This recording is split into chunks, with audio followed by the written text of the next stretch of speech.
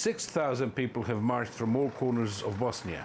Some have been on the road for 5 days, sleeping in tents put up by volunteers. And they have now reached their final destination, Srebrenica, the site of a mass execution that has now become a symbol of wartime suffering. Oh, just too emotional.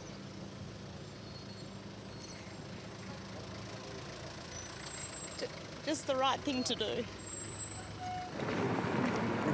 Almost every citizen of Srebrenica has a personal story.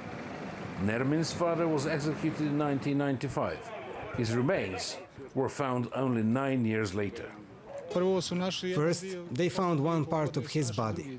2.5 years later, they found another, in another grave. But he was still not complete. The head was not found.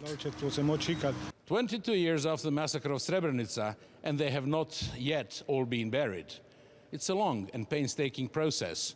Body parts have to be collected, often from different graves, then matched to the DNA of the parents, and only then they can be released for burial.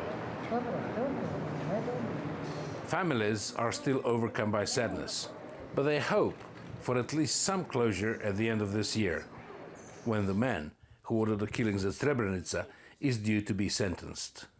And they also want a little empathy from their Serb neighbors. Mladic will be sentenced for genocide, but it will not change the picture of ordinary people about what's happened in Srebrenica. For them, Ratko Mladic is hero. They will celebrate Ratko Mladic. They will not mention, they will not talk about the victims. They will talk about Ratko Mladic. This year, another 71 victims of Srebrenica will be buried in the memorial cemetery, alongside more than 6,500 others.